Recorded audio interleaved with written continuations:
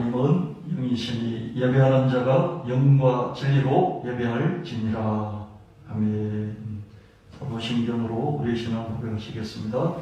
전능하사 천지를 만드신 하나님 아버지를 내가 믿사오며 그 외아들 우리 주 예수 그리스도를 믿사오니 이는 성령으로 잉태하사 동정녀 마리아에게 나시고 본디오 빌라도에게 고난을 받으사 십자가에 못 박혀 죽으시고 장산지 4일 만에 죽은 자 가운데서 다시 살아나시며 하늘에 오르사 전능하신 하나님 우편에 앉아 계시다가 죄로서 산 자와 죽은 자를 심판하러 오시리라. 성령을 믿사오며 거룩한 공회와 성도가 서로 교통하는 것과 죄를 사하여 주신 것과 몸이 다시 사는 것과 영원히 사는 것을 믿사옵나이다. 아멘. 사랑과 은혜가 충만하신 하나님 아버지 감사합니다. 주님의 높고 크고 위대하심을 찬양합니다. 말씀으로 세상을 창조하신 주님, 우리를 지으시고 우리를 부르시고 우리를 보내신 하나님을 찬양합니다. 오늘도 거룩한 공회로 예배드리기 위해 모인 이 자리에 임하사 축복하여 주시고 은혜를 베풀어 주시옵소서. 한 주간의 생활 속에 동행하여 주신 주님 감사합니다. 또한 세상 가운데서 행동으로 지은 죄, 마음으로 지은 죄, 드러난 죄와 가려졌던 죄를 이 시간 회개합니다. 우리의 죄를 용서하여 주시고 회복시켜 주시옵소서. 십자가에서 흘리신 그리스도의 보혈로 우리의 죄를 모두 사하여 주신 주님, 죽음의 길에서 건져내사 생명의 길로 인도하여 주신 주님 감사합니다. 나를 사랑하고 내 계명을 지키는 자에게는 1100가지 은혜를 베푸느니라. 약속하여 주신 말씀을 믿고 더욱 의지하고 힘을 낼 것을 다짐합니다. 악하고 게으른 마음을 극복하고 착하고 충성된 자가 될 것을 다짐하오니 주님 우리를 이끌어 주시옵소서. 미얀마의 독재와 탄압, 무고한 희생이 그치도록 하여 주시옵소서. 이스라엘의 전쟁이 무고한 희생이 그치도록 하여 주시옵소서. 북한 땅의 부흥과 평화, 한반도의 통일을 속히 이룰 수 있도록 인도하여 주시옵소서. 코로나 바이러스로부터 우리를 지켜주시옵소서. 코로나 바이러스를 잠잠케 하여 주시옵소서. 코로나 바이러스를 없어지게 하여 주시옵소서. 하나님 아버지, 코로나 바이러스로 인하여 우리의 일터, 학업을 비롯하여 경제생활, 모임, 친목, 생활서비스, 문화 등 모든 부분이 비대면이라는 새로운 질서를 만들어가고 있습니다. 이 새로운 질서 가운데 혹여 소외되고 도태되고 부적응하여 불편하고 곤경에 처하게 될까 근심과 염려가 있습니다. 하나님 아버지, 새로운 질서 가운데 은혜를 내려주사 보살핌과 돌봄을 받을 수 있도록 하여 주시옵소서. 새로운 질서 안에서 나눔과 숨김을 이루도록 지혜를 주시옵소서. 우리에게 힘을 주시고 위로를 주시며 세상에 줄 수 없는 평안을 주시옵소서. 우리 예수 나비교회를 사랑하시고 축복하여 주심을 감사합니다. 천지를 창조하신 말씀, 영원한 생명을 주는 말씀, 최고 승리를 하게 하는 말씀, 생명의 검, 곧 하나님의 말씀을 깨닫고 붙잡게 하시니 감사합니다. 깊은 곳에 그물을 던지고 눈물로 씨를 뿌릴 때 충만하게 얻고 수확하게 하여 주시니 감사합니다. 우리 교회 성도들 자신의 심신의 건강과 치유와 회복을 위하여, 부모님의 회복과 구원을 위하여, 자녀의 믿음과 건강과 장래를 위하여, 일터와 사업을 위하여 기도하는 소리에 응답하여 주시옵소서. 모든 결핍이 전부 충만하게 하여 주시옵소서. 세상을 준비해 나가는 학생들과 청년들과 우리의 성도들 모두에게 세상에 좋은 기회가 끊이지 않게 하시고 한계를 넓혀가게 하여 주시옵소서. 축복의 통로가 되게 하여 주시옵소서. 구원과 승리의 테마 스토리를 보고 듣고 느끼도록 형상화된 교회로 콘텐츠 플랫폼 테마 거래소를 가동하여 창조 한국의 사명을 완수하는 예수 나비교회로 세워주심을 믿고 감사드립니다. 단위에 세우신 목사님에게 말씀과 경건과 성령의 능력을 더하여 주시고 영육간에 강건하게 하여 주시옵소서. 목사님이 책을 집필하시고 사업과 강연을 통하여 주님의 사역을 넓혀갈 때 축복을 더하여 주사 빛나는 도구로 사용되게 하여 주시옵소서. 오늘도 전해지는 말씀이 우리 마음 가운데 귀한 열매를 맺게 하여 주시옵소서. 예배를 위하여 수고하는 손길들을 축복하여 주시옵소서. 예배의 시종을 주님께 의탁하며 이 모든 말씀 예수 그리스도의 이름 받들어 간절히 기도하옵나이다. 아멘.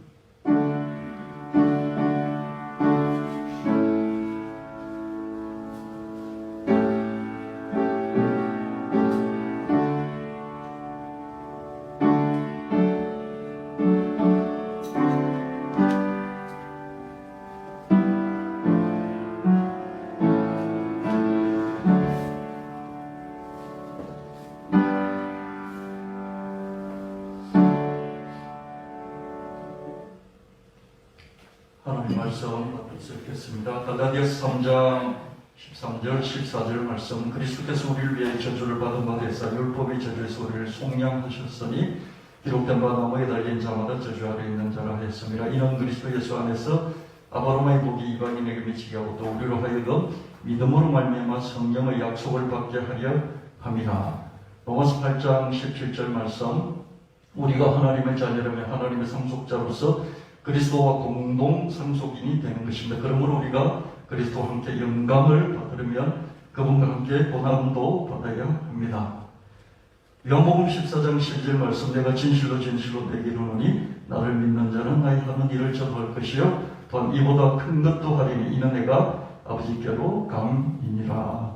아멘. 찬송 520장 하나님께 드립니다.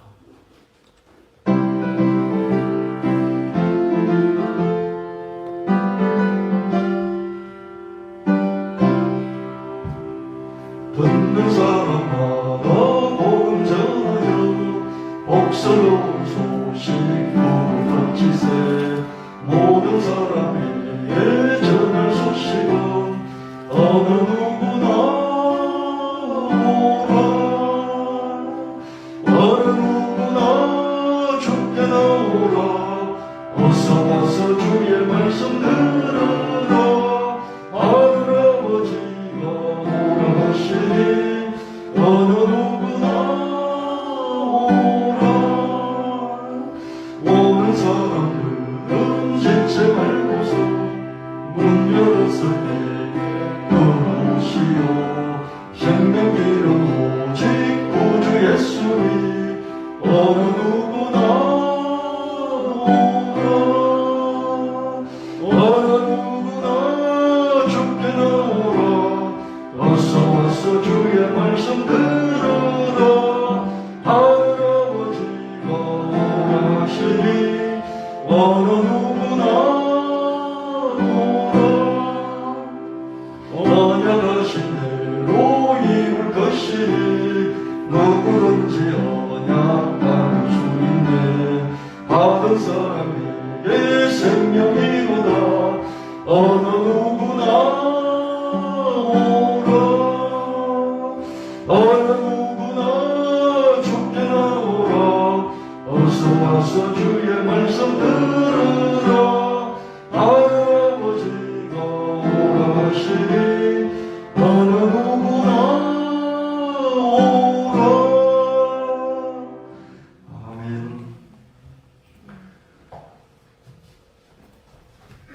하나님 말씀 같이 나누도록 하겠습니다.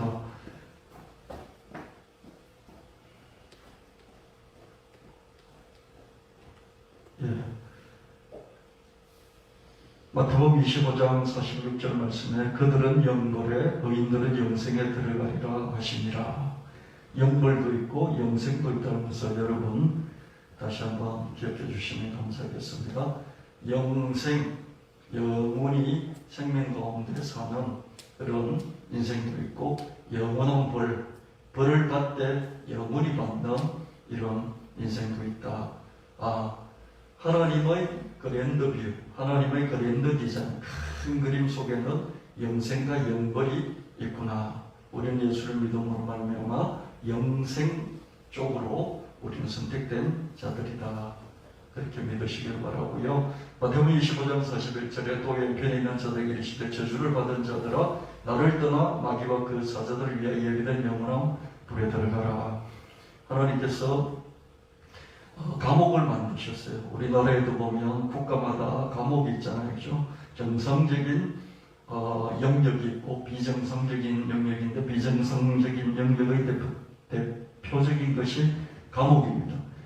하나님께서 감옥을 만드셨는데 이 감옥은 원래 우리를 위해서 만든 게 아니라 우리 때문에 만든 것이 아니라 마귀와 마귀의 쫄개들을 위해서 그들을 가두려고 만들어 두신 그런 감옥이 지옥이다. 근데 이 지옥에 갈 그런 마귀와 마귀의 쫄개들뿐만 아니라 그 편에 붙어서 같은 세력이 되어버린 그런 인간들이 있어요. 그 사람들도 하나님께서 영원한 불에, 지옥불에 들어가게 하신다는 것이죠. 악인들은 불같이 자라고 악을 행하는 자들은 다 흥황할지라도 영원히 멸망하리다. 시편 92편 7절 말씀 우리가 계속해서 많이 제가 한 5주 정도에 걸쳐서 계속해서 말씀하고 있는 것 같습니다. 악인들은 영원히 멸망한다. 이것을 여러분 기억해 주시면 감사하겠습니다. 여러분, 하나님은 풀같이 흥왕한다 이렇게 말씀하시잖아요. 우리가 볼 때는 한평생이잖아요.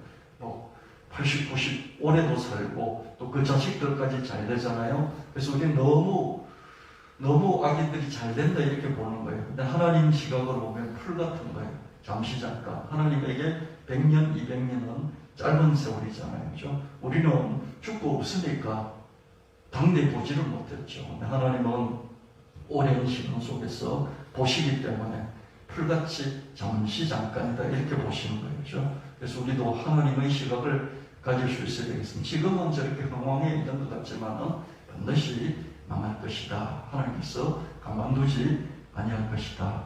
제가 철저히 완벽하게 끝까지 영원히 하나님께서 악인을 응징하신다. 그러면서 여러분이 설교하고 설교 내용들을 카톡방에 여기저기 올렸더니 크리스찬들이 감당을 못하는 것 같아요. 크리스찬들이요.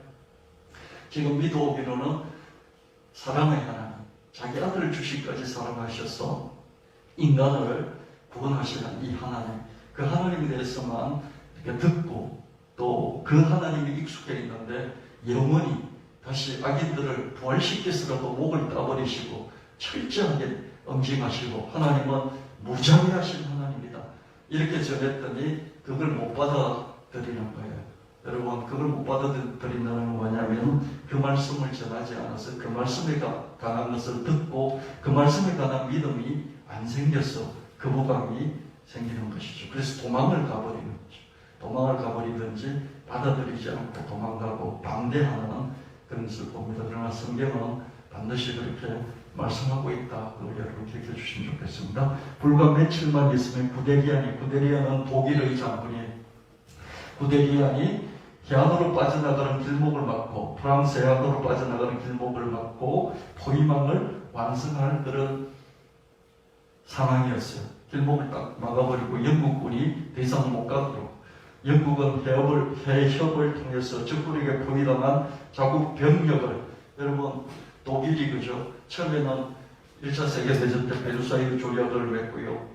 엄청난 배상금도 물고 나라가 폭삭 망해버렸어요. 근데 히틀러가 총통이 되면서 그 이후로 계속해서 물밑에서 협정, 베르사유 협정을 어기고 물밑에서 군사력을 계속 키워 나갔어요. 그러다가 자기가 그 전에 뺏겼던 폴란드하고 이렇게 국경이 돼 있잖아요. 그 외곽 지역, 국경 외곽 지역들을 다 뺏겨버렸어요. 1차 세계대전 이후에 그죠? 패전국이 돼서 그걸 뺏으려고 다시 침략을 해버렸어요. 근데 아무도 영국도 프랑스도 제재를 안 하는 거예요. 그때부터 히틀러가 이렇게 해도 되네 그래서 날뛰기 시작해가지고 동쪽으로는 폴란드, 왼쪽으로는 네덜란드, 또 벨기에 자꾸 침략하기 시작했어요. 그러다가 프랑스까지 잡아먹으려고 들어오는 거예요. 그러니까 영국이 가만 보고 있다. 이거 안 되겠다. 그래서 영국군을 프랑스 지역으로 서쪽 지역을 유럽 서쪽 지역으로 파병을 했는데 독일이 막강한 전차 부대, 기동력을 가지고 프랑스까지 잡아먹는 거예요. 그렇죠?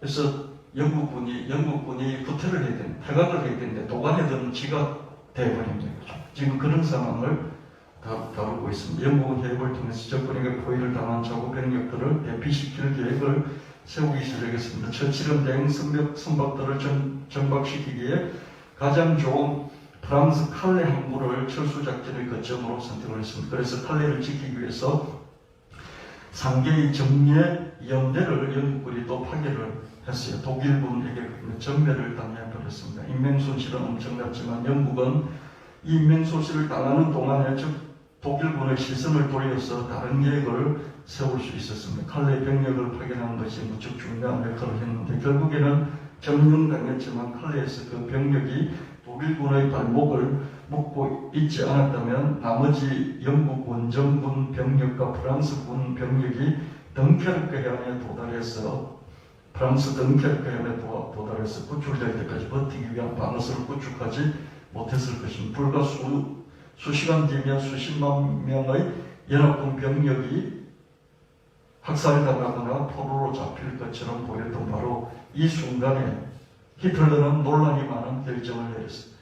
이제 조금만 이제 압박에서 들어가면 영국군 한 30만 명 정도를 그냥 완전히 몰살시킬 수 있는 상황이었어요. 몇 시간만 지나면.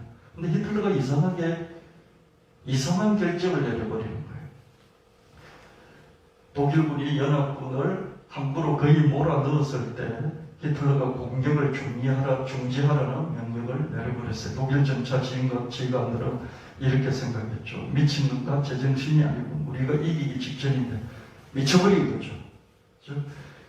물론 우리는 피곤하고 물자도 부족하지만 속도가 우리의 생명줄인데 이 탱크를 밀고 빠른 속도로 이제 점령하기 시작했던 거죠.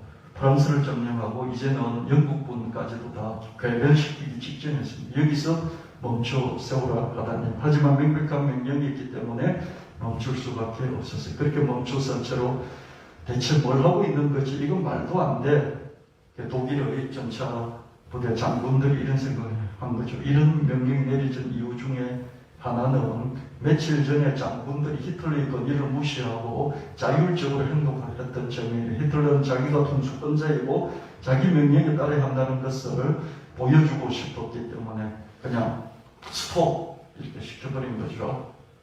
이 결정이 내려진 데 영향을 끼친 사람은 독일 공군 총사령관이었던 헤르만 괴링이었습니다. 그는 남은 연합군 병력을 선멸하는 영예는 육군이 아닌 나치 인사들로 도배된 공군에게 줘야 한다고 히틀러를 설득을 한 거예요. 전차부대 끌고 가는 육군이 영국군들을 다 개멸시키면 육군에게 공이 돌아가니까 공군인 자기는 혜택이 없잖아요. 그래서 게르만 게링은 무척 영향력이 큰 나치 당원이었어요. 그는 공군이야말로 미래의 주력이라고 그렇게 주장을 하면서 히틀러를 꼬셨습니다. 이런 식이었어요. 공군에게 출격을 허락해 주십시오. 저놈들은 해안에서 죽치고 있으니 공군으로 박살내면 되고 육군은 남쪽으로 이동시켜서 남은 프랑스군을 섬멸하고 파리를 점령한 뒤 이렇게 말하니까 정말 그럴싸하지 않습니까? 로아르 강을 건너서 패잔맹들을 추격하면 됩니다. 공군 병력을 낭비하지 않고도 저들을 처리할 수 있습니다. 이렇게 해서 이제 공군이 독일이 막강한 슈투카라는 막강한 폭격기가 있었습니다. 극강화 폭격기를 보낸 것이죠. 저들이 베르사유에서 독일로부터 이 무기를 빼앗아 갔을 때 그러니까 영국과 프랑스가 베르사유 조약을 통해서 독일에게 군사 병력도 늘리지 못하게 하고 이 전쟁을 벌이지 못하게 하고 막대한 배상금을 물렸죠. 프랑스와 영국은 독일이 아돌프 히틀러의 지도 아래 이 무기를 더 강력하게 다시 만들 것을 예상하지 못했다. 하지만 괴링의 계획은 곧 어긋나기 시작했다. 영국군에게는 다행히도 대피기간 내내 구름이 매우 많이 끼었어요. 게다가 독일군이 덩케르크에 있었던 정유소를 폭격했던 덕분에 4.5km 길이의 새까만 연기가 하늘을 뒤엎고 있었습니다. 덕분에 독일 공군은 아무것도 볼 수가 없었습니다. 시야를 방해하는 요소들 때문에 독일 공군의 급강화 폭격기들은 큰 어려움을 겪었습니다.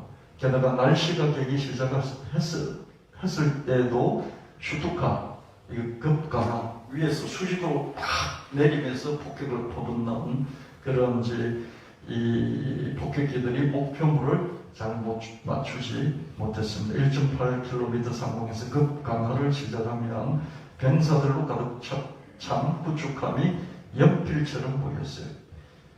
그런 게 이리저리 움직이고 있는 것이죠. 위에서 보면 1.8km 위에서 수직으로 내려오면서 보면 연필들이 이렇게 빼곡이 있는 것처럼 보이기 때문에요. 연필 자루처럼 보이기 때문에 어디가 어딘지를 분간을 잘 못하는 것이죠.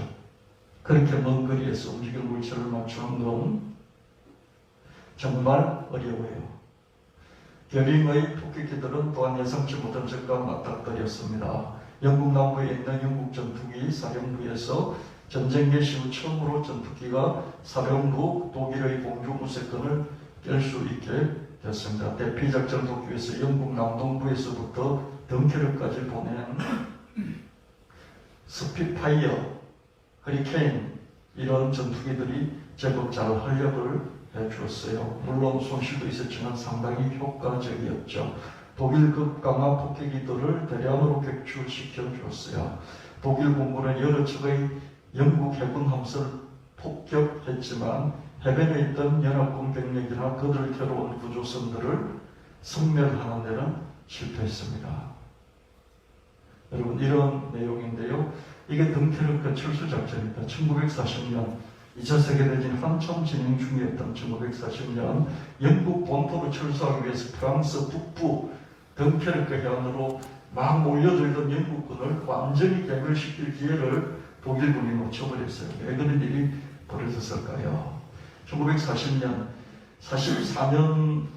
44년 말 무렵에 여러분 노르망디 상륙작전 이런 게 벌어지면서 어떻습니까? 2차 세계대전이 끝났잖아요. 근데 40년이 한참 전쟁이 벌어지던 이때였어요. 영국군이 프랑스를 돕기 위해서 파병을 했다가 30만 명이 넘는 영국군이 몰살당할 위기에 있었던 것입니다. 이 30만 명이 몰살당해버리면 영국이 이제 독일을 제압할 수 없는 그런 상황이었죠. 그게 덩케르크 철수 작전이었습니다. 당시 히틀러는 파죽지세의 독일군이 정광석과 같이 영국군을 추격했던 것을 왜 중지하고 명령했을까요? 독일의 싸움은요, 속도전이에요. 그러니까 이 전투기가 급강화 전투기 슈투카가 아주 빨랐고요. 그리고 탱크 부대가 아주 빨랐습니다. 이 전쟁의 역사를 이렇게 되돌아보면요. 제가 너는 전략으로 싸우는 책을 한번 썼지 않습니까? 이 전쟁의 역사를 보면 속도전이에요. 속도 빠르면 무조건 이기게 돼 있습니다. 지금도 그렇지 않습니까? 빨리 시대의 흐름을 보고 빠른 속도로 투자를 하면서 진입을 하는 그런 기업들은 전쟁에서, 비즈니스 전쟁에서 이기는 것을 볼 수 있습니다. 그런데 그죠? 독일이 정말로 영국까지도 집어삼킬 수 있는 이 기회였죠. 왜 이런 일이 벌어졌을까요? 독일 공군이 덩케르크에 하나 영국군을 극강한 폭격하던 날 하필이면 날씨가 왜 그토록 흐렸을까요? 우연의 우연이 겹친 것 같지만 실상은 하나님의 간섭과 개입이었지 않을까요? 악인들은 풀같이 자라고 악을 행하는 자들은 다 흥왕할지라도 영원히 멸망하리다. 그럼 보세요. 조금만 있으면 다 30만 명을 다 잡아 죽일 수 있어요. 근데 히틀러가 그냥 그만둬 버리는 거예요. 이상하죠, 그죠? 그래서 이제 독일 공군들이 거기 가가지고 도가니 던지를 이제 동만 깨면 버린 거죠. 근데 날씨가 너무 흐리고 또 거기 주류소가 폭격이 되고 연기가 계속 올라와가지고 목표물을 맞추지 못했어요. 그러면서 영국군이 철수를 하는데 영국에 여러분 덩케르크라는 영화를 혹시 보시거나 아시잖아요. 민간인들도 끝없이 개인 돈을 넣어가지고 그 덩케르크 프랑스 북부의 덩케르크 해안으로 배들을 보냈죠. 그리고 이 군인들을 실어 날랐습니다. 그래서 30만 명이 다시 살아남아서 처칠은요 한 7만 명 정도 이렇게 우리가 살려내면 크게 성공한 거다. 그렇게 계산을 했어요. 그만큼 절망적이었죠. 근데 30만 명을 살려냈던 것입니다. 그 힘을 가지고 결국 히틀러와 영국이 싸워서 2차 세계대전을 이길 수 있었죠. 하나님이 악인들이 잘못을 할 때, 악을 저지를 때 여러 가지 이제 방식으로 하나님이 그 악을 제압을 하시는데요. 첫 번째는요, 이 처칠이라는 사람이 이제 그 수상이 된 지 얼마 안 됐어요. 그 전에 독일하고 협정을 해서 평화협정을 맺어가지고 이제 평화적으로 독일이 전쟁을 그만둔다. 이렇게 평화협정을 맺은 독일이 그걸 어겨버렸거든요. 그래서 그 전 수상이 날아가 버렸어요. 그래서 어쩔 수 없어서 처칠이 수상이 됐는데, 총리가 됐는데, 이 처칠은요, 뭐가 있었냐면요, 영국이 독일에 비해서 막 딸렸어요. 군사력이 딸렸어요.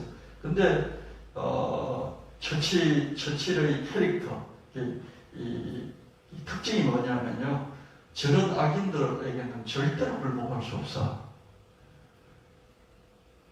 평화협정을 체결하고 독일하고 적절하게 협상을 해서 위기를 모면하자고 하는 그런 사람들도 있었습니다. 나중에 독일이요, 이 전투기들을 전부 다 공군을 전부 다 보내가지고요, 런던을 폭격해서 런던을 박살내버렸어요. 시가지를 전부 다. 그러나 처칠은 국민들을 설득해가지고 포기하지 않고요. 저 악인 히틀러, 저것을 내가 처단하지 못하면 나는 내 역할을 못하는 거다. 그러면서 끝까지 히틀러와 개인적으로 보죠. 그 개인적으로 라이벌이 돼가지고 어떻게 하든지 저 히틀러를 내가 멸망시키겠다. 이런 캐릭터, 강력한 캐릭터가 있었습니다. 하나님은 그 처치를 들어서 사용하셨고요. 또 하나는 뭐냐면요, 그 히틀러 자체의 캐릭터입니다. 히틀러가 여러분 저런 그 마음속에 어떤 그 생각들 있지 않습니까? 두뇌의 어떤 작용들 있지 않습니까? 하나님이 이런 걸 만져버리시는 거예요. 여러분 악인들을 하나님께서 그 궁지에 몰아넣으실 때 보면요, 그 가장 최고 권력자의 두뇌를 이상하게 만들어버려요. 이 미친 결정을 하도록 만들어버리시는, 마음에 의심들이 너무 많아지게 만들고, 그리고 머릿속이 아주 복잡하고 혼란스럽게 만들어버리는 거예요.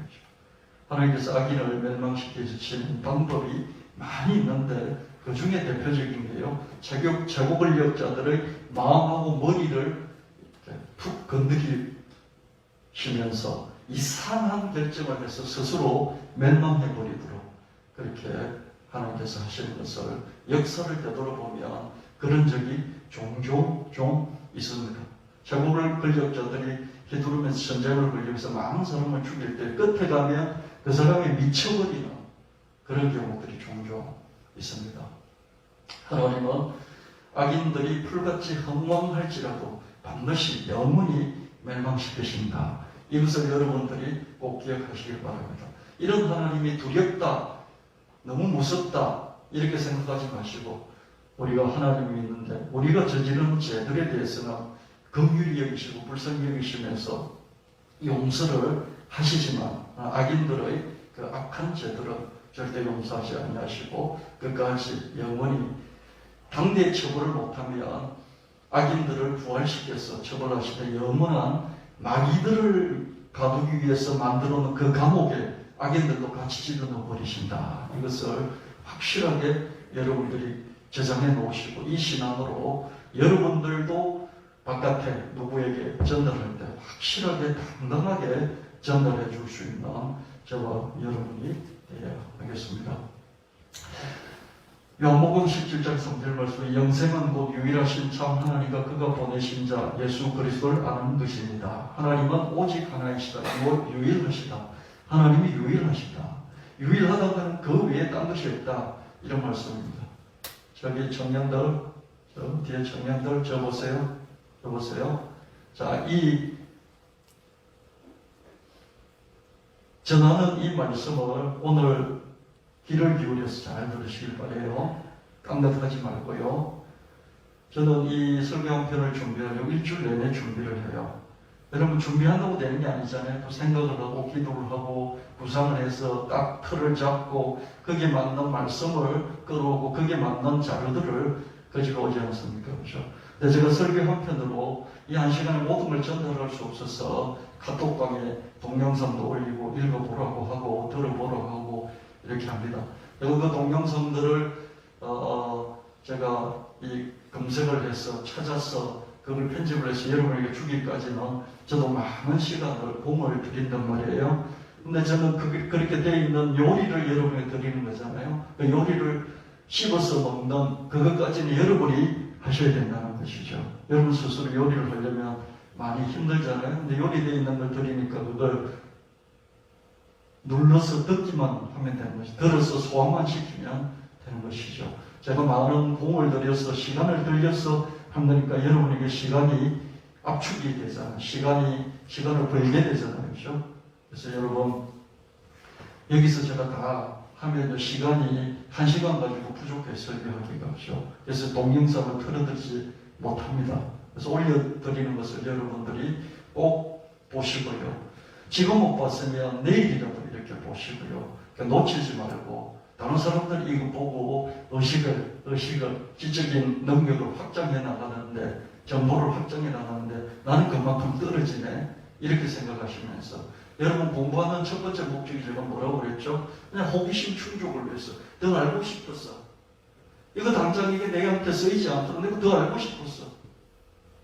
호기심이 있으니까 그것 때문에 공부를 하는 거예요. 창세기 1장 27절에 하나님이 자기 형상 곧 하나님의 형상대로 사람을 창조하시되 남자와 여자를 창조하시고 하나님은 자기 자신의 모양을 따라서 모방을 해서 인간을 창조했어요. 어떻게 해요? 하나님이 인간을 창조했는데 하나님 자기 자신을 모방해서 창조했고 모방한 것은 그 모습도 모방했겠지만 속의 어떤 기능과 특징, 성질 이런 것들을 성격 이런 것들을 모방해서 우리 인간을 하나님이 창조하신 것이죠. 그러니까 저와 여러분은 하나님의 모방품이에요. 진품은 아닐지라도 모방품 정도는 된다는 거예요. 그렇죠? 하나님이 유일한 원본, 오리지널, 하나님이 오직 오리지널 원본이라고 한다면 인간은 하나님의 복제본, 시뮬라르크.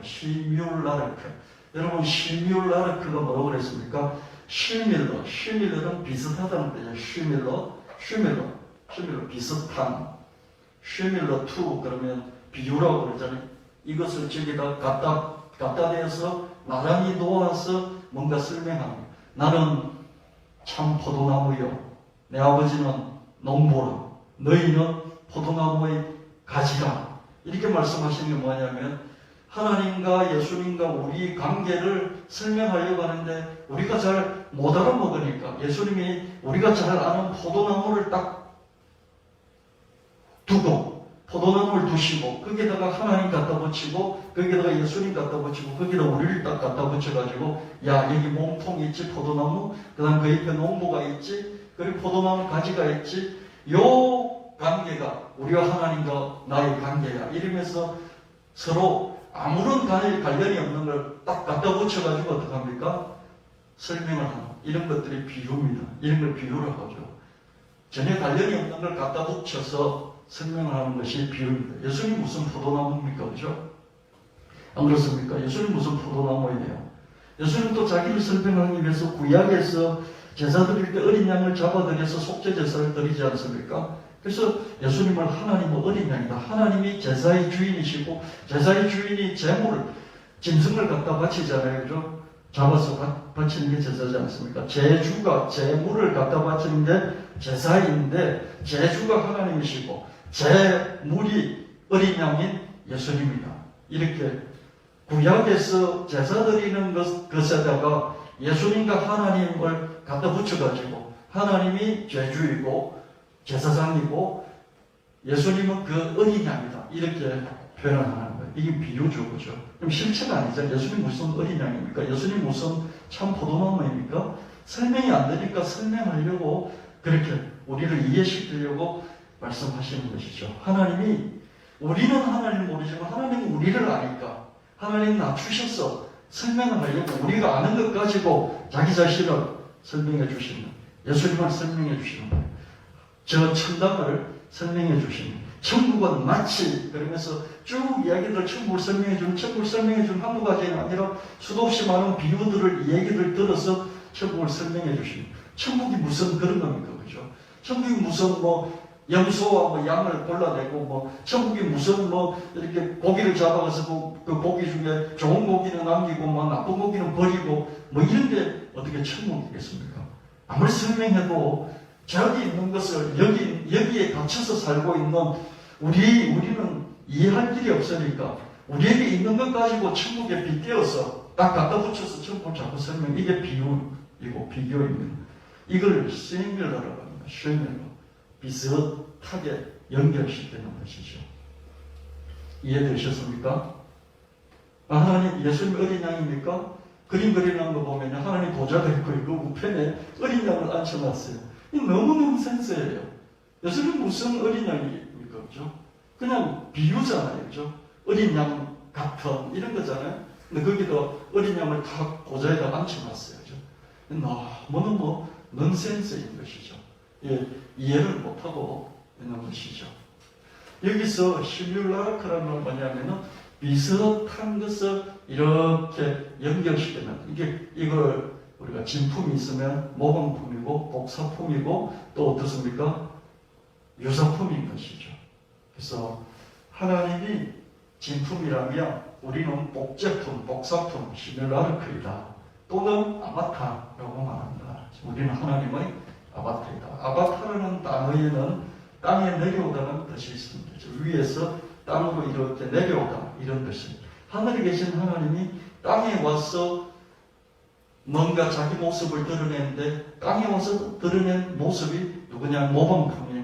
모범품인 우리다 이렇게 말하는 것이죠. 타락하기 전의 인간은 땅에서 하나님의 화신, 분신이었던 그런 셈이죠. 하나님의 실체가 아닌 것이죠. 그러나 하나님의 이미지를 우리가 갖고 있습니다. 이미지는 뭐예요? 제가 사진을 잘 찍은 걸 여러분에게 보여줍시다. 이게 접니다 했을 때, 그죠? 여러분 사진을 보면서 어떻습니까? 사진을 보면서 저를 상상은 할 수 있어도 저 자체는 아니잖아요. 그죠? 사진은 저를 반영한 이미지이지 그 사진이 저인 것은 아니에요. 그러니까 저와 여러분이 하나님의 실체는 아닐지라도 하나님의 어떤 모습을 반영하고 있는 이미지, 형상이라는 것이죠. 아멘. 그래서 저와 여러분에게, 인간에게 하나님의 이미지가 있는 거예요.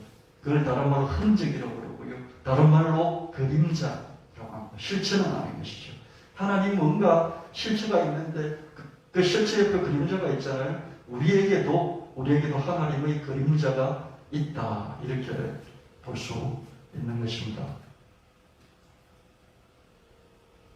하나님의 현실이 천당이죠. 그죠? 하나님의 현실이 천당. 이 말이 뭐냐면 하나님 어디서 삽니까? 천당에서 사시잖아요. 그럼 천당이 하나님의 현실인 거예요. 그러니까 하나님이 계시는 곳, 그 현실인 것이죠.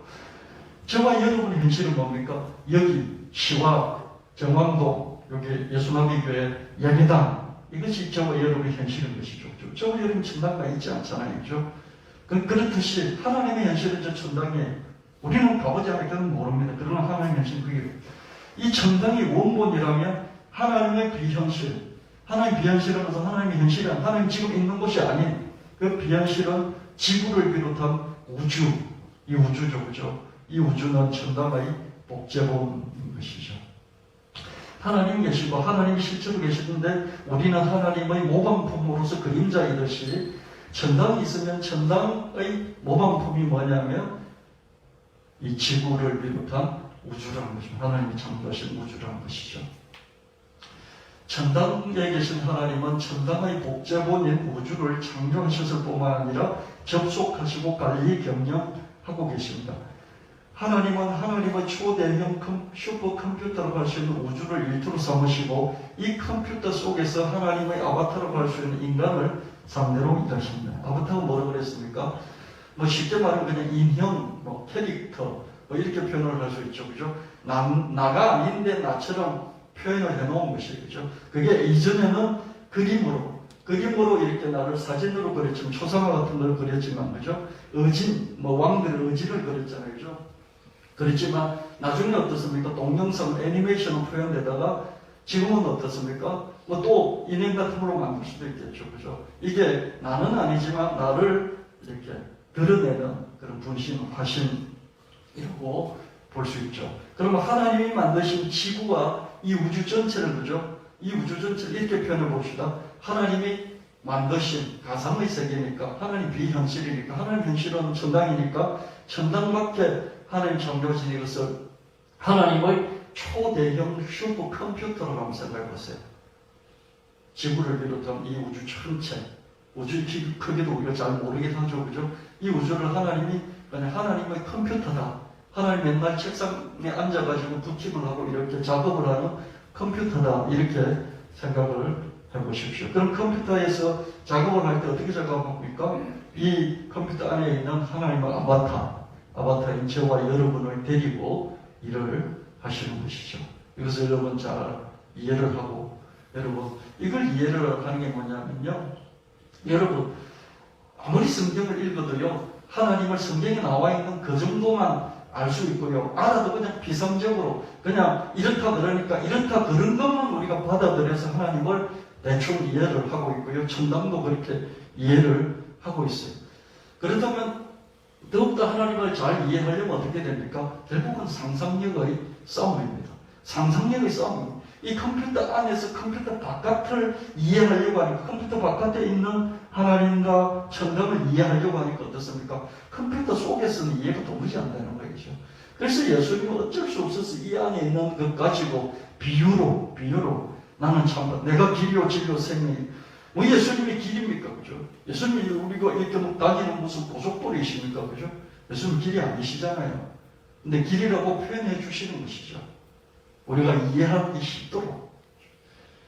우리가 천당에 가보면 예수님 그런데 그 고속도로 쫙 닦여 있는데 그 고속도로를 예수님이시다 이렇게 할 겁니까? 아니잖아요. 그죠? 표현할 게 없어서 그렇게 표현한 거죠. 그렇다면 우리 예수님을, 하나님을, 저 천당을 조금이라도 더 이해하려면 여러분이 상상력을 최대한으로 발동을 해야 되는데, 이번에 상상력은 이 우주를 하나님의 초대한 슈퍼컴퓨터로 보고, 하나님이 일하시는 만큼 그 안에 있는 하나님의 지상의 아바타, 하나님의 그림자, 하나님의 이미지인 우리들을 데리고 하나님의 컴퓨터 속에서 일을 하신다. 자판기를 두드리시면서 일을 하신다. 이렇게 한번 상상을 해보시라는 겁니다. 자, 여러분, 하나님의 아바타인 인간은 100% 하나님의 예정과 선택을 따라서, 그리고 100% 자기의 의지를 따라서 역할극을 수행합니다. 저와 여러분이요, 100%내 마음대로 그냥 하는 것 같습니다. 근데 보면 하나님이 그죠? 100%내 마음대로 하게끔 하시면서 자기는 이 손가락으로 또 어떻게 하십니까? 자기의 예정, 자기의 선택, 자기의 뜻을 가지고 우리를 이렇게 움직여 하시는 거죠. 이런 걸 관리한다, 경영한다 이렇게 말하기도 하지만은 섭리라고 하죠. 하나님이 이끌어 가신다. 이렇게 표현을 하는 것입니다. 그리고 우리는 나름대로 역할을 수행합니다. 여러분 아바타라는 영화를 봤습니까? 아바타 영화요. 아바타 영화를 보면 어떻습니까? 사람은 여기 그냥 이 지상에 있어요. 근데 접속을 통해서 이 세상에 있는 사람이 아바타, 거기 영화에 나오는 이 전사로, 그죠? 용사로 변신을 하잖아요. 들어가서 접속이 돼서 딴 세계, 컴퓨터 안에 딴 세계에 들어가서 거기서는 전사로 활동을 하는데, 그 전사는 어떻습니까? 100% 자기 의지에 따라, 자기 전략을 따라서 하죠. 그죠? 100% 그렇게 하는 것 같은데, 저와 여러분 그 영화를 볼 때 어떻습니까? 여기 있는, 지상에 있는 사람들에 의해서 또 움직여지는, 그 아바타들이 움직여가는 그런 걸 동시에 볼 수 있지 않습니까? 여러분들 하나님을 이해할 때, 우리를 이해할 때, 나는 비록 아바타이지만 100% 하나님의 의지일 뿐만 아니라 100% 나의 의지에 따라서 살아가고 있다는 것을 여러분들 명심하시길 바랍니다. 이해하기 어렵죠? 100% 하나님의 의지이면서 100% 나의 의지인데 어떻게 내가 하나님에 의해서 살아가면서 동시에 내 마음대로 살아가는 것일까? 이해할 수 없지만 우리가 이런 아바타나 이런 영화들을 보면 그 안에서의 캐릭터들의 주인공들은 자기 뜻대로 완벽하게 100% 자기의 계획대로 전략대로 살아갑니다. 근데 우리는 바깥에서 그걸 보면서 조종하고 간섭하고 개입하는 그런 얼마든지 가능한 걸 보게 됩니다. 제가 이렇게 구구절절히 설명하는 것은 어떻게 하면 하나님과 나를 조금 더 이해할 수 있을까? 이것을 생각하기 위해서 그런 겁니다. 그러나 악마와 악의 버그에 망가진 아바타 인간들을 구원하시려고 하나님은 친아들 예수님을 아바타 인간이 되게 하셔서 하나님의 초대한 슈퍼컴퓨터인 우주 속으로 내려 보내주셨습니다. 우리가 역할극을 수행하고 있는데 악이 들어오고요, 악마가 들어오고요. 그래서 아까 악마에 의해서 우리가 망가졌어요. 이 망가진 걸 컴퓨터 용어로는 버그 먹는다 그랬잖아요. 우리가 버그를 먹게 됐어요. 아까 악마에 의해서 버그 버그에 먹혀서, 벌레에 먹혀서, 악의 벌레에 먹혀서 우리 망가져버린 것이죠. 이 버깅을 해결하려고 하나님이 자기 아들을 친히 아바타 인간이 되기 위해서 컴퓨터 속으로, 이 초대형 우주 컴퓨터 속으로 자기 아들을 돌려 보내주신 것이죠. 저는 상상을 해봤어요. 여러분, 게임을 할 때 어떻습니까? 게임의 주체는 게임하면서 흥분하기도 하고, 기뻐하기도 하고, 슬퍼하기도 하고, 안타까워하기도 하고요, 분노하기도 하고, 행복해하기도 하고, 그러면서 어떻습니까? 그 게임을 수행을 하게 됩니다. 근데 너무 몰입을 하면 어떻겠습니까? 그 게임하는 사람이 자판기를 두드리다가 아예 게임 컴퓨터 속으로 들어가 버릴 수도 있겠죠. 그죠? 근데 어느 누구도 게임에 페인이 된 어떤 누구도 컴퓨터 속으로 들어간 적이 없어요. 그렇지 않습니까? 게임에 페인이 됐어요. 그럼 게임을 하면 어떤 사람은요, 48시간 게임만 하고 23시간 게임만 하는 사람들이 있어요. 연속으로 계속 게임을 하루 종일 하고 한 이틀 동안 하는 사람들이 있단 말이죠. 이게 페인이죠. 그죠? 근데 이런 사람들마저도 컴퓨터 화면 속으로 자기가 빨려서 들어가 버려서 거기서 그 아바타들, 그 게임에 나오는 아바타들하고 직접 같이 살면서 뒹굴면서 같이 점수를 벌리고 그러한 인간은 한 명도 없을 것입니다. 근데 하나님은 자기의 이 컴퓨터 게임과도 같은 이 세상을 얼마나 사랑하시고 얼마나 행복해 하시고 얼마나 기뻐하시고 얼마나 몰입하시고 얼마나 분노하시고 얼마나 가슴 아파하시고 슬퍼하셨으면 그냥 자기 자신이 어느 날 쑥 이 컴퓨터 속으로 들어와 버렸을 거예요. 비현실입니다. 여러분이 컴퓨터 안으로 들어가는 것이 가능합니까? 근데 하나님은 자기 아들을, 자기라고 할 수 있는 아들을 쑥 들려 보내버리신 것이. 저는 이 상상을 하면서 하나님의 현실은 천당에서 그렇게 행복하게 잘 사시지 왜 자기가 만들어 놓은 컴퓨터 속으로 게임을 하다가 하나님 게임을 하시다가 쑥 들어와 버리신 겁니까? 이렇게 저는 질문을 해봤어요. 하나님이 너무 흥분하신 게 아닌가? 이 세상에 자기가 만들어 놓은 이 게임을 이렇게 접속하고 관리하고 간섭하고 게임하시고 그러다가 너무 흥분한 나머지, 너무 슬픈 나머지, 너무 기쁜 나머지, 너무 행복하고 너무 분노한 나머지 그냥 자기 자신이 쑥 들어와 버린.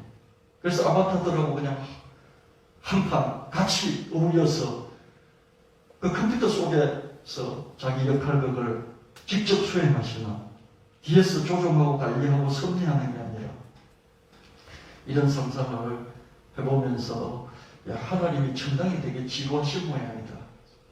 지루하신 모양이다. 이런 생각을 했습니다. 천당은 이렇게 막 굴곡이 없을 것 같아요. 그죠? 안 그렇으면 희노애락 이런 게 없을 것 같아요. 근데 이 컴퓨터를 켜놓고, 이 우주 지구라는 컴퓨터를 켜놓고 이게 작업을 하다 보면 하나님도 흥분되시고 그러신 게 아닐까. 너무 기뻐서 흥분하고 너무 슬퍼서 흥분하고 너무 분노스러워서 흥분하고 자기 아들을 아바타 세상을 구원하시기 위해서 직접 보내셨다. 이렇게 상상을 해보면서요. 하나님 뭐가 그렇게 천국이 정말 따분하십니까? 이런 질문도 해봤습니다. 제가 이렇게 말씀드리는 것은요. 예수님이 나는 참 포도나무요 하는 이런 비유와도 같습니다. 비유는 전체를 설명할 수 없어요. 그래서 비유는 여러 가지들이 많이 있는 거예요. 천국은 마치 예수님은 천국은 마치라는 그런 스토리텔링 비유를 여러 가지 사례를 들어서 이야기하셨어요. 왜 그렇게 하십니까? 한 가지 가지고 설명이 다 안 되니까 또 요것 들어서 설명하고 또 저것 들어서 비유를 들어서 설명하시고 그렇게 하신 거예요. 제가 이렇게 아바타니 무슨 슈퍼컴퓨터니 이런 말을 여러분이 하는 것은 하나님을 좀 더 이해해 보려고요. 천국을 좀 더 이해해 보려고요. 그래서 여러분들도 목사님 뭐 저런 말씀하시냐? 성경에 그 저런 말이 있냐? 그렇게 생각하지 마시고 저렇게 함으로써 내가 하늘에 대한 천국에 대한 이해를, 인간에 대한 이해를 좀 더 할 수 있구나. 그렇게 여러분들이 마음에 다 정리를 하시면 여러분이 하나님 아는 그 폭이 넓어지고 좀 더 깊어진다. 그렇게 저는 생각을 합니다. 예수님은 아바타 인간들이 이 슈퍼컴퓨터 밖으로 빠져나와 천당으로 올라갈 수 있는 길이 되셨습니다. 들어오셔가지고요, 이 아바타 인간들을 데리고 컴퓨터 밖으로 빠져나오는 거예요. 아무튼 인간들은 이 컴퓨터 속에서 태어나서 살다가 죽고 말지만 이제 이 컴퓨터를 출입하신 예수님을 따라 이 컴퓨터 밖으로 탈출할 수 있게 된 것이다. 히브리 노예들의 이집트 탈출보다 억만 배는 더 위대한 탈출이다. 이 컴퓨터 안에서의 탈출이 아니라 이 컴퓨터 밖으로의 탈출이기 때문이다. 여러분이 정말 게임의 고수라고 칩시다. 그럼 이 컴퓨터를 켜놓고 게임을 하면서 페인이 된 24시간 내내 48시간 내내 게임에 몰입할 수 있잖아요. 그죠? 근데 아무리 그 안에 여러분의 아바타가 여러분을 대신하고 그럴지라도 어떻습니까? 여러분이 그 아바타를 너무너무 사랑하든지 한 원팀이 되든지 할지라도 어떻습니까? 내가 컴퓨터 안으로 들어가서 원팀이 될 수는 없잖아요. 컴퓨터 안으로 여러분 들어갈 수 있습니까? 근데 예수님은 들어왔잖아요. 들어왔기 때문에 나가는 길을 알아요. 그래서 우리를 데리고 나가시는 거죠. 여러분, 구약성경에서 가장 위대한 기적이 뭡니까? 430년 동안 이집트 대제국에서 노예 생활을 하던 이집트 히브리 백성들이 출애굽을 한 것이지 않습니까? 애국을 벗어난 거예요. 절대로 벗어날 수가 없어요. 절대로 벗어날 수가 없어요. 근데 벗어났어요. 그래서 이것을 가장 큰 기적이라고 이렇게 이야기합니다. 근데 이 기적은 어떻습니까? 이 컴퓨터 안에서 A 지점에서 B 지점으로 이동하는 거예요. 그렇죠? 근데 이게 컴퓨터 밖으로, 화면 바깥으로 쑥 빠져나오는 건 아니잖아요. 탈출이. 그죠? 근데 예수님 우리를 그 컴퓨터 화면 밖으로, 이 지구 밖으로 쑥 빼나가시는 것이죠. 그래서 이 탈출이 저는 히브리 역사에서 가장 컸던 이집트 대탈출 사건, 그레이트 엑소더스보다도 억만 배는 더 위대한 기적이다. 이렇게 보합니다. 여러분, 아바타가, 내가 아무리 사랑하는 아바타가, 여러분, 그 아바타 영화를 보셨잖아요. 거기 나비 전사들이 막 나오고 너무 멋지고 아름답지 않습니까? 그렇다고 해서 그 아바타들을 우리 지구 밖, 그 화면 바깥으로 쑥 끄집어내서 우리와 같이 살게 만들어줄 수 없지 않습니까? 그죠? 근데 예수님은 그렇게 하십니다. 하나님 그렇게 하신 거죠. 그 아바타 전사들이 그 세계에서 어떻습니까? 그 세계에서 점령하기도 하고 빼앗기기도 하고 승리하기도 하고 그러지 않습니까? 그런 기적보다도 그 전사들을 바깥으로 빼내서 우리가 같이 더불어 살게 만들어주는 이 기적이 억만 배나 더 큰 기적이지 않습니까? 그죠? 하나님은 그렇게 하셨던 거죠. 이렇게 제가 좀 빗대어서 비유해서 시뮬라르크 비슷한 것을 연결시켜서 설명을 해보니까요. 좀 더 하나님이 이해되고 예수님이 이해되고 또 우리가 이해되고 우리가 받는 구원이라는 것이 얼마나 강력한가 이런 것을 알게 됐습니다. 인간은 창조의 하나님을 닮았어요. 그래서 우주의 복제본이라고 할 수 있는 메타버스를 만들고 자기 아바타도 만들어서 메타버스에서 온갖 활동합니다. 하나님이 천국의 복제본인 지구를 만들어 놓고 우주를 만들어 놓고 즐기시듯이, 그죠? 간섭하고 개입하시고 그러다가 아예 자기 컴퓨터 안에 들어와 버리시듯이, 그죠? 우리도 우리의 복제본인 우리 지구와 이 우주의 복제본인 메타버스, 유니버스, 하나님이 유니버스를 만들었던 우리는 메타버스를 또 컴퓨터, 우리의 컴퓨터, 하나님의 컴퓨터가 지구와 우주라면 우리의 컴퓨터, 책상에 있는 이 컴퓨터를 만들어 놓고 또 우리 아바타도 만들어 놓고 우리도 창조 활동을 하고 있는 것입니다. 우리 인간의 특징은 뭐냐면 하나님이 자기 형상을 닮았다고 그랬죠. 우리가 그죠? 하나님의 형상이 여러 가지가 있는데 그 중에 가장 대표적인 게 창조하고 사랑입니다. 끝없이 살아가도록 우리를 만드셨고요. 또 끝없이 창조하고 모험하고 도전하고 먹고 살 것이 없어서 창조하는 게 아니라 먹고 살 것이 넘쳐도 어떻습니까? 계속 도전하고 창조하고 모험하도록 이렇게 만들어 놓으셨어요. 그래서 우리도 하나님이 창조하시니 우리도 하나님의 그림자고 모방품이니까 비스무리하잖아요. 비스무리하니까 우리도 창조하는 거예요. 이게 창조하는 게 뭡니까? 하나님이 창조하는 모든 것들을 발견하는 시대가 있어요. 에베레스트 산도 발견하고 저 심해저도 발견하고 저 신대륙도 발견하고 모든 걸 발견하다 발견이 거의 끝나가니까 어떻습니까? 저 미시한 세계, 양자의 세계까지 발견하고 거의 다 발견되어지니까 우주에서 오는 중력파든지 무슨 파장들을 그죠? 발견하다가 이제는 어떻습니까?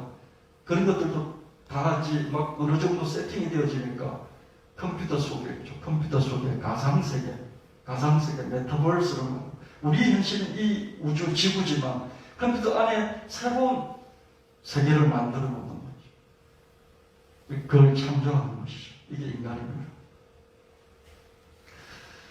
하나님이 초대인 슈퍼컴퓨터인 우주에서 아바타 인간들을 상대로 활동을 하신다면 인간은 유무선 컴퓨터 속에 가상우주, 가상지구를 만들어 놓고 거기다 자기 아바타를 만들어 놓고 활동하고 있습니다.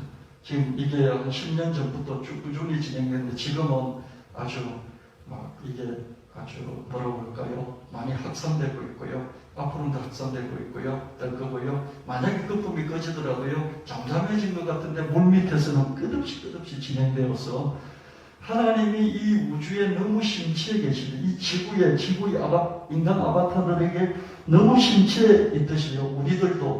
우리가 만든 새로운 컴퓨터 속에 유무선 컴퓨터 속에 있는 이 가상 세계에 대해서 너무 심취하게 되는 날이 올 것입니다. 인간의 메타버스 만든 우주 속에는 디지털, 그죠? 이런 만져지는 이런 세계가 아니라 디지털 상태, 별도, 지구도, 국가도, 도시도, 회사도, 학교도, 매장도, 놀이시설도 만들어 놓고요. 인간은 이 메타버스 속에서 자기 아바타를 만들어 놓고 일상활동도 하고 학교 활동도 하고 사회활동도 하고 경제활동까지도 합니다. 이런저런 메타버스 안에 들어가 가지고요. 자기 아바타를 만들어 놓고 사람들을 만나고 소통하고 놀고 만들고 일하고 또 주고 받고 사고 팔고 하는 이런 일까지 하고 있는 이게 지금 왕성하게 일어나고 있다. 이걸 말씀드리고 싶습니다. 그래서 저기에 있는 20대 초반의 젊은 친구들은요. 이 메타버스에 대해서 공부를 해야 됩니다. 메타버스에 대해서 꼭 공부를 하셔야 됩니다. 여기에 새로운 세계가 펼쳐지기 때문입니다. 신대륙 발견하려고 수많은 돈을 투자해서 북미, 중미, 남미 저 세계를 발견하도록 만들었잖아요. 그런 것처럼 새로운 세계 발견할 게 이제 없어요. 지구가 더 이상. 그러니까 화성으로 가지 않습니까? 화성을 발견하려고 수많은 돈을 투자해서 개인도 기업도 정부도 국가도 투자해서 위성을 쏘고 우주선을 보내면서 화성 개발에 몰두를 하고 있습니다. 더 발견할 게 없으니까 글로 가는 것이죠. 또 한편으로 어떻습니까? 가상은 하나님이 천당 외에 천당이 훨씬 좋은 진품인데 그 비슷한 이 우주를 슈퍼컴퓨터처럼 만들어 놓았듯이 우리도 이 실물 세계가 아닌 이 가상의 컴퓨터 안에 세계를 만들어 놓고 거기서 새로운 것을 발견하고 새로운 것을 발명하고 새로운 것을 확장해 나가는 것을 보게 됩니다. 어린 세대일수록 메타버스에서 활동하는 것과 현실에서 활동하는 것이 명확하게 구별이 되지 않아요. 매일 4천만 명 넘게 사용한다는 게임 메타버스가 있는데 이게 로블록스가 있고 한국에는 제페토가 있어요. 10세 미만 아동과 10대 청소년들이 참여하는 비중이 50% 이상이에요.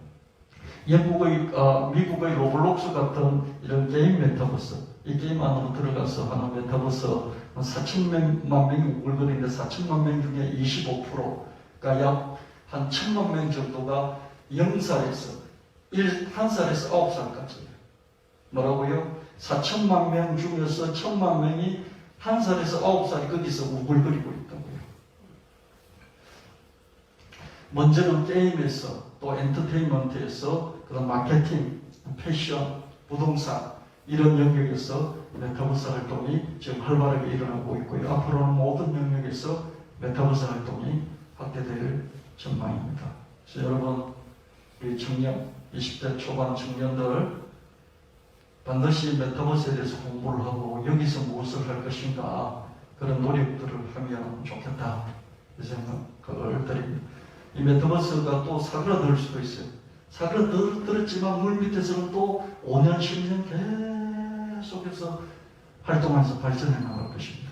어느 날 툭 터진다 보니 걷잡을 수 없이 이 세상이 강력하게 그냥 우리가 이 우주에서 사는 것, 이 지구에서 사는 것 근데 보니까 대부분이 90% 시간을 이 메타버스 안에서 쓰고 있는 거예요. 하나님이 천당을 만들어 놓으시고 천당에서 자기 일을 하시지 않고 그냥 이 지구 우주에 관심이 있어서 하나님도 그냥 자기 활동의 90%를 이 지구에 쓰고 계시다고 우리가 상상해 볼 수 있듯이, 그죠? 우리도 이 실제로 보이는 이 세상보다는 우리가 만든 그 세상 안에서 생활을 하게 된다. 이렇게 한 상상을 해봅니다. 좀 극단적이긴 하지만요. 이제 SNS 시대를 거치고 메타버스 시대가 왔다. 뭐 포켓몬이라든지 뭐 무슨 페이스북, 인스타그램, 뭐 배달의 민족 이런 것들도 메타버스다 할 수 있는데 이런 것들보다도요 진짜는 로블록스 같은 게임, 포트나이트 같은 게임, 제페토 같은 게임 이런 게임뿐만 아니라 뭐 부동산이라든지 패션이라든지 많은 메타버스들이 있습니다. 이런 게 실제로 이제 이 안에서 실제적인 이 바깥의 세상하고 그 안의 세상이 구별 안 될 정도의 일들이 계속해서 점점점 일어나고 있다는 것입니다. 보세요. 나의 아바타가 나와 같은 가치를 가지게 될 세상이 열리고 있다. 이 지구에서 사는 나하고 디지털 지구에서 사는 나하고 이 아바타하고 실제 나하고 별 차이가 없는 거죠. 그래서 어떻습니까? 예수님은 저 천상에서 말씀으로 계셨어요. 말씀이 어떤 형태인지 저는 몰라요. 예수님 말씀이잖아요. 태초에 말씀이 계신 말씀이잖아요. 말씀이 어떤 형태인지 몰라요. 빛의 형태인지, 뭐 입자의 형태인지, 파동의 형태인지, 뭐 또 다른 영적인 영적인 파동인지 잘 모르겠어요. 근데 이 세상 오셔서 그냥 인간 아바타 인간들처럼 자기도 아바타 인간이 되셨어요.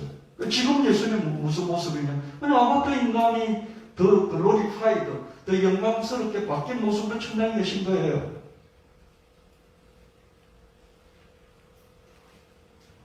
그래서 예수님은 어떻습니까? 자기가 만든 아바타가 되어 계신 거예요.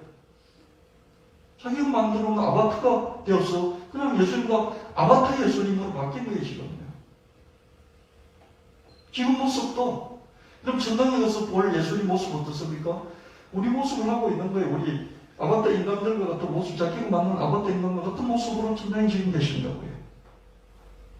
그래서 지금 우리도 우리 자신하고 우리가 만든 아바타하고 구별이 안 되도록, 그죠?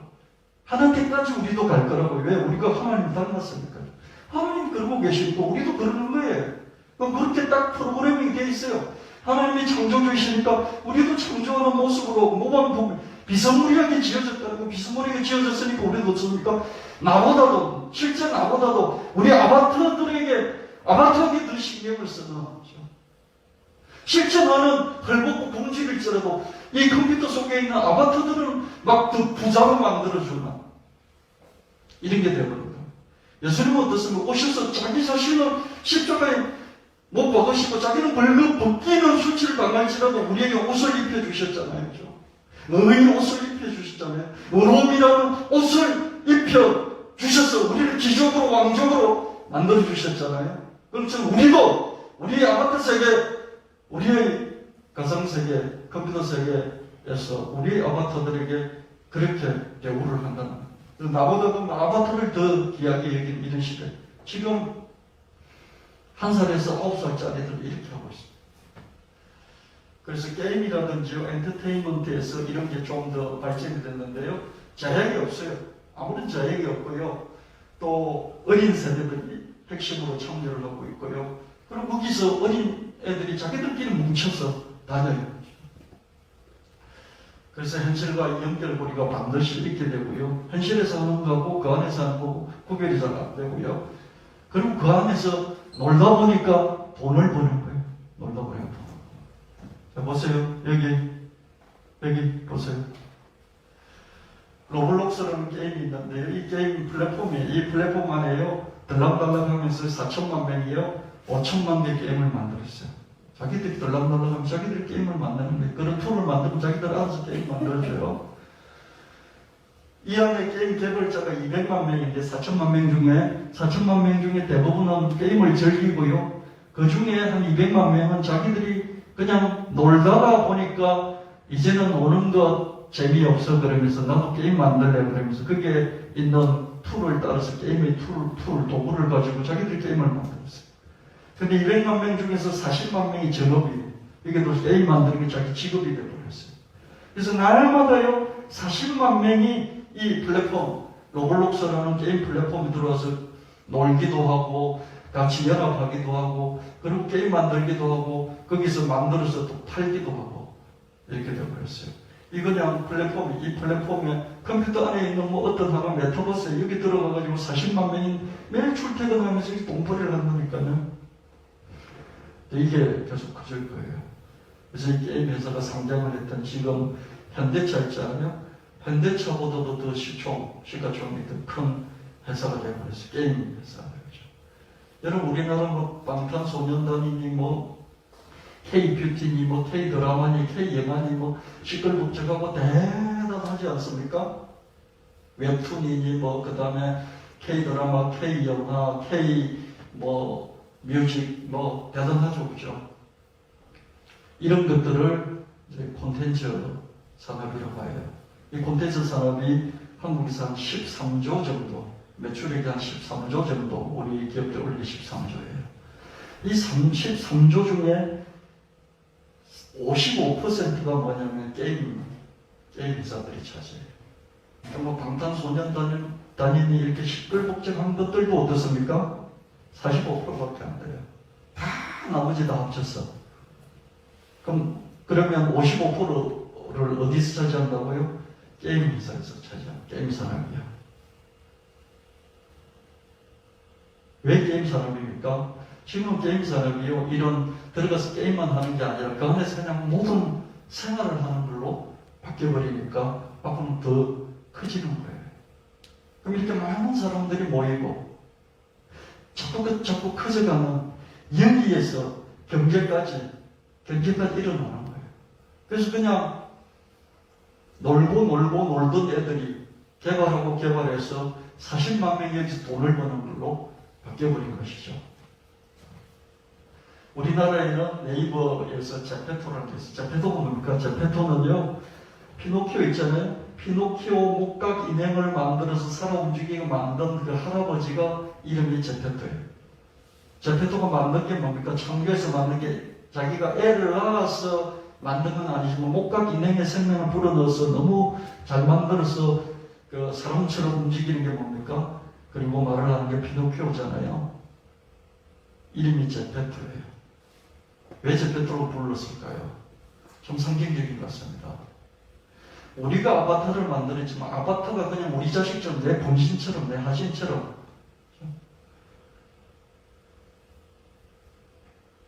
그런 거라는 의미로 제페토는 이름을 붙였지 않나 싶습니다.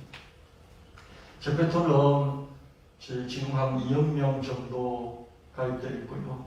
여기 이용자가 90%가 해외 이용자고요.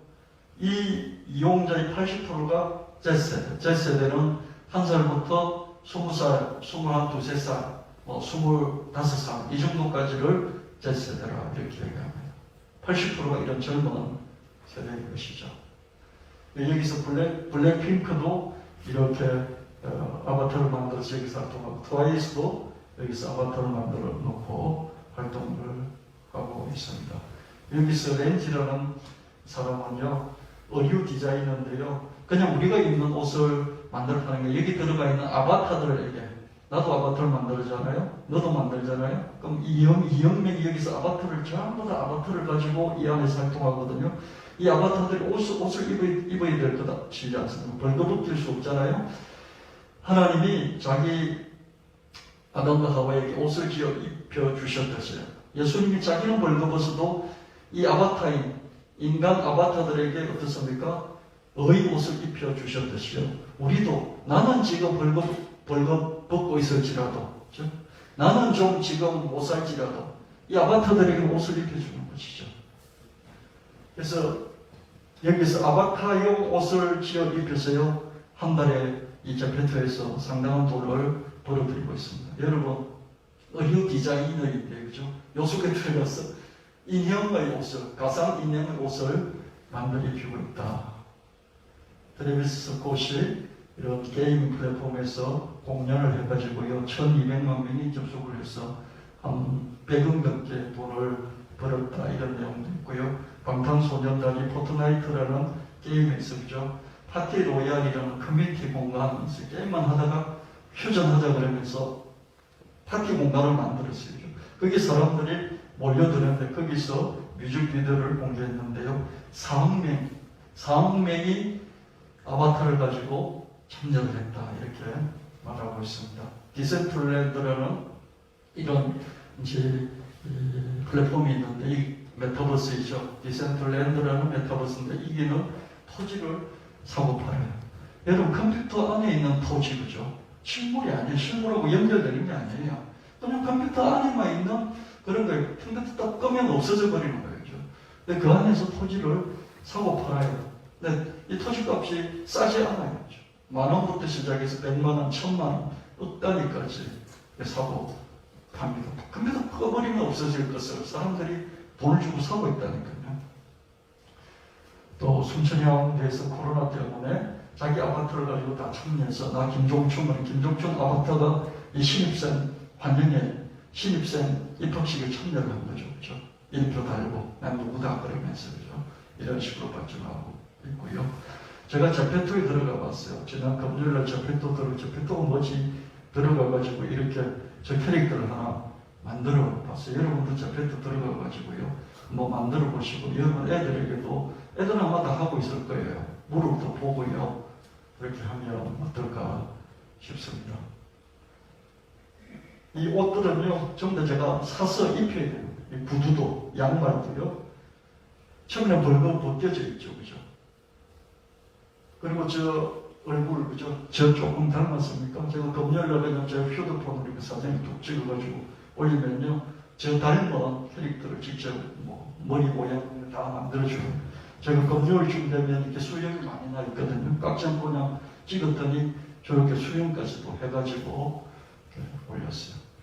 이 캐릭터는 내가 움직이는 동작에 따라서 이 모션에 따라서 내 얼굴 모양에 따라서 이렇게 딱 캐릭터를 찍어주고 이걸 저장해서 이렇게 또 다른데 보낼 수 있도록 이렇게 내가 움직이는 모션에 따라서 이렇게 만들어주죠. 저 더 이상 들어가서 뭐 활동 안 해봤는데요. 여러분들도 한번 해보면서 이런 게 메타버스이구나. 애들이 왜 여기에 심취해 있을까? 그게 수많은 양말도 사야 되고요. 위쪽머리도 사야 되고 안에 치마도 사야 되고 원피스도 사야 되고요. 신발도 사야 되고요. 온갖 것들을 다 사야 됩니다.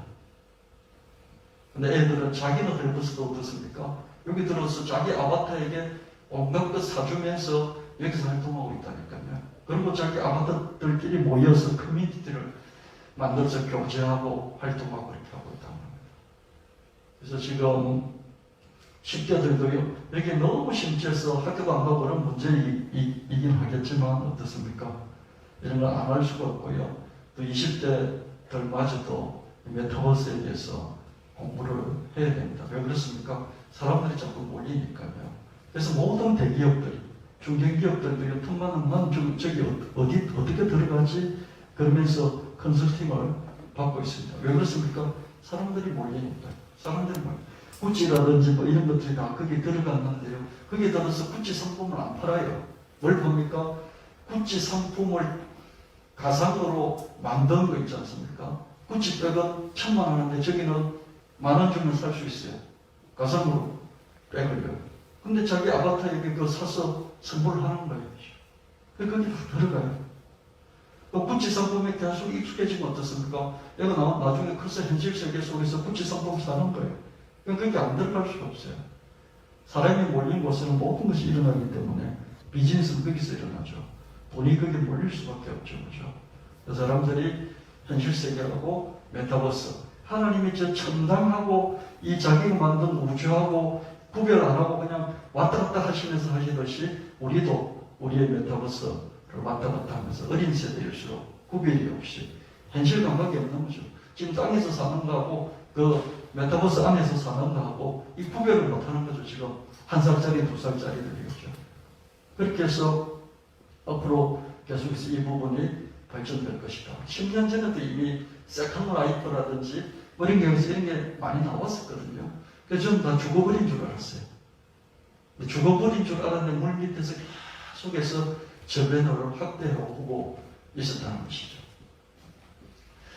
천당의 하나님이 하나님의 초대형 슈퍼컴퓨터인 우주에서 아바타 인간들과 활동하고 경험하고 추억 이런 걸 축적해 가시죠.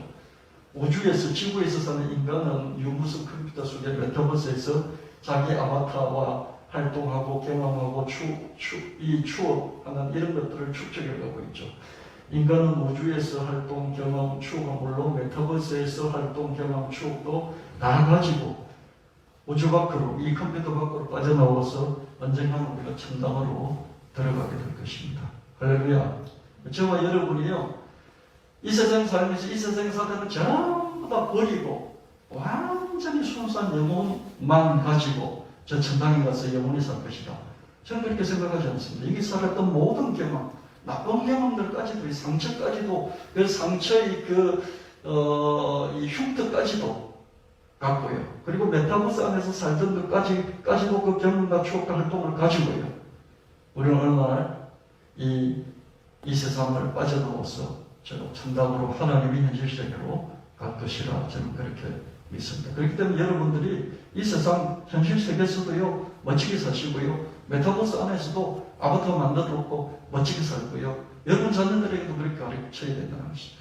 이 세상에서 행복하게 살 뿐만 아니라 메타버스 안에서도 너 갖고 있는 돈 가지고 잘 꾸며가면서 거기서 좋은 친구들 만나고 행복하게 살아라. 물론 문제가 없는 거 아니에요. 메타버스 속에 문제가 없는 거 아니에요. 하나님도 지구를 창조하고 인간을 창조했는데 인간도 문제가 있고 지구도 문제가 있잖아요. 그죠?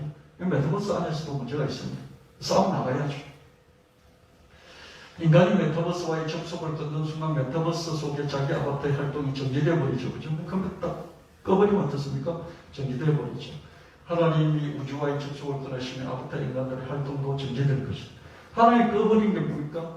그럼 지구 전체가 이제 망하는 것이겠죠. 그죠? 개별적으로 뭡니까? 하나님이 나와의 관계를 끊어버리면 그럼 죽는 거예요. 그죠? 그래서 우리가 죽잖아요. 또 우리도 아바타 열심히 잘 하다가 어느 날 이 아바타를 버릴 수 있잖아요. 그죠? 그러니까 아바타는 죽는 거예요. 그죠? 그러나 인간이 메타버스 속에 자기 아바타를 그 바깥으로 빼나올 수 없어요. 그러나 하나님은 친아들 예수님을 이 자기의 슈퍼대한 컴퓨터 속으로 내려보내셔서 아바타 인간들을 우주 밖으로 탈출시키실 것입니다. 여러분, 이게 얼마나 위대한 줄 몰라요. 여러분, 장소 이동하는 게 얼마나 힘든지 알아요? 이집트에서 그 노예생활하던 그 노예 히브리 민족이요, 홍해 바다를 가르고 가나안 땅으로 들어오기까지요, 이 이동이요, 얼마나 고된지 몰라요. 하나님이 함께 하시는데도 40년이 걸렸잖아요. 그렇죠? 아멘?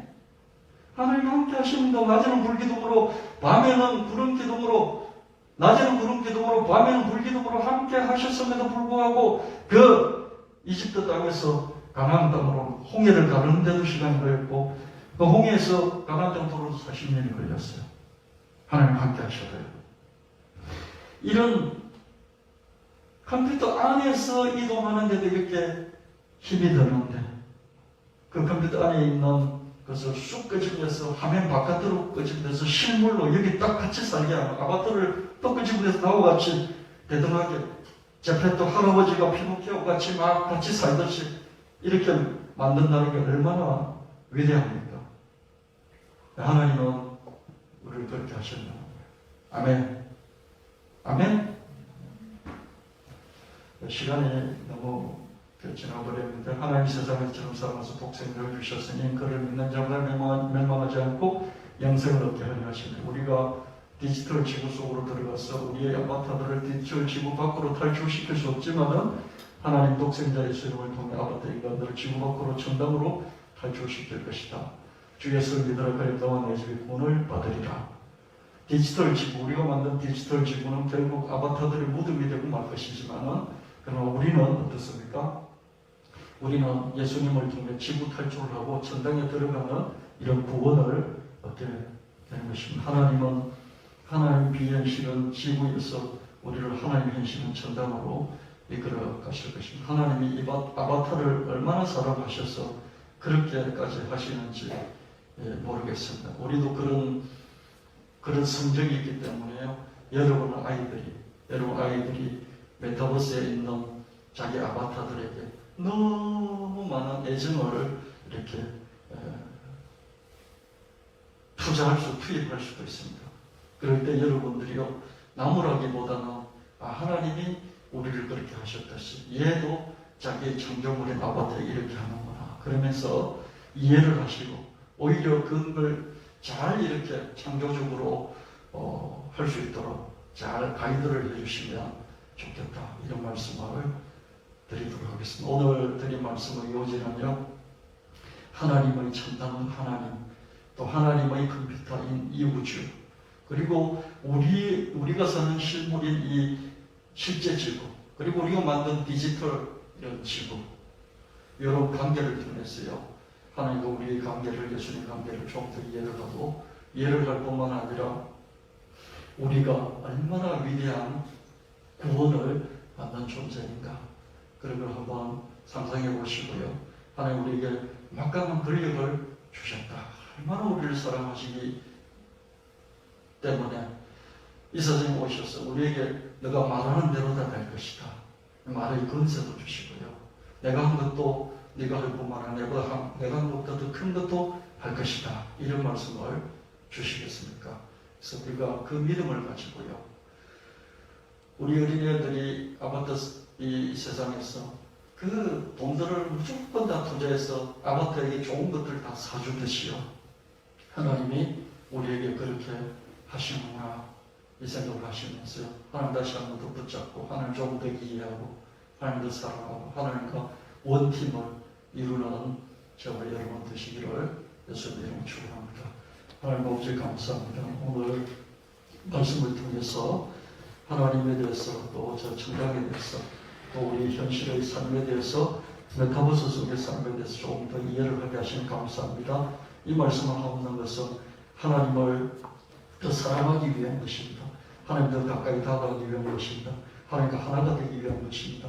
우리 각 개인이, 우리 온 교회 성도들이, 우리 온 교회가 하나님과 원팀을 이루어서 이 어려운 시대를 극복하고 하나님의 다 영웅들이 되어서 하나님 기뻐하시는 그 일을 감당하는 우리가 되게 하여 주시고 하나님께 큰 영광을 돌리게 하여 주시옵소서. 감사드리고 그렇고 없인 주 예수의 이름으로 간절히 기도합니다. 아멘. 함께 84장 부르시고 예물하면 기도하시겠습니다.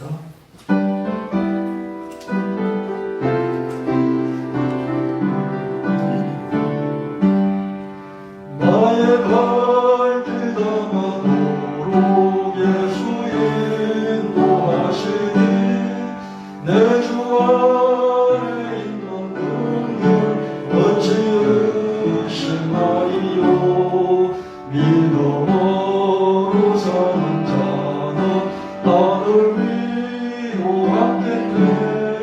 무슨 일을 만나든지 만사형통하리라. 무슨 일을 만나든지 만사형통하리라. 나의 갈 길다가도록 예수 인도하시니 어려움이 당할 때는 족하는 내주시네. 나는 심히 고단하고 영혼 매우 가난하. 나의 앞에 반석에서 샘물나게 하시네. 나의 앞에 반석에서 샘물나게 하시네. 나의 갈 길다가도록 예수 인도하시니 그의 사랑 어찌 큰지 말로 할 수 없도다. 성령 강화하는 영혼 하늘나라 갈 때에 영영 부를 나의 찬송 예수 인도하셨네. 영영 부를 나의 찬송 예수 인도하셨네.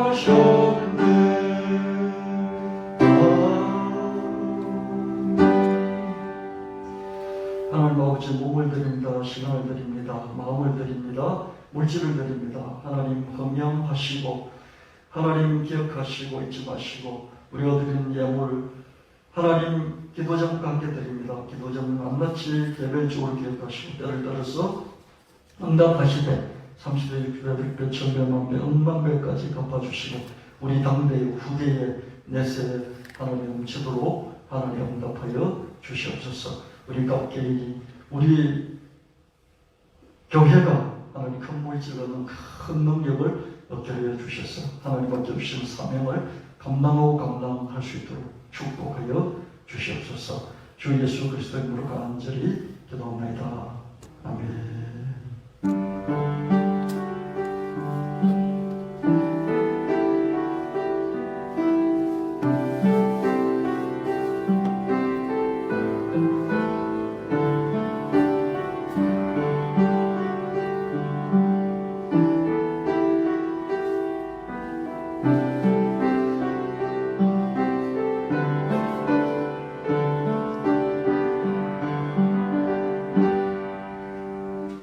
일어나셔서 623장 부르시고 축도 받으시고 기도하시고 이들을 하시도록 하겠습니다.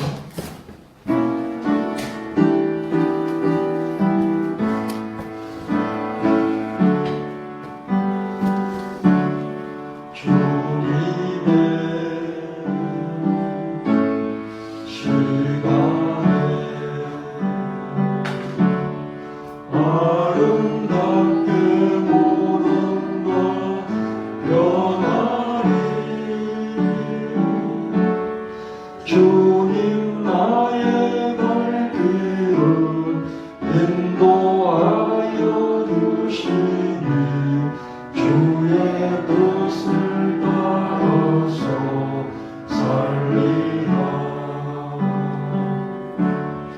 주님의 시간에 아름답게 모든 것 변하리.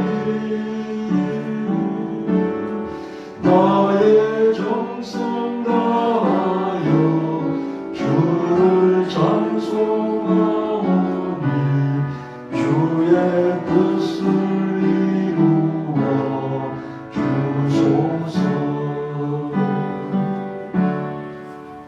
이제는 우리 주 예수님의 지극하신 은혜와 하나님 아버지의 영원 무궁하신 사랑하심과 성령 하나님의 끝까지 인도하심이 예배를 드린 성도들 머리에까지 밀대하고 위에 선지자방 합대전 성도들과 서울 청룡교회 위에 영원히 함께 하실지어다. 아멘.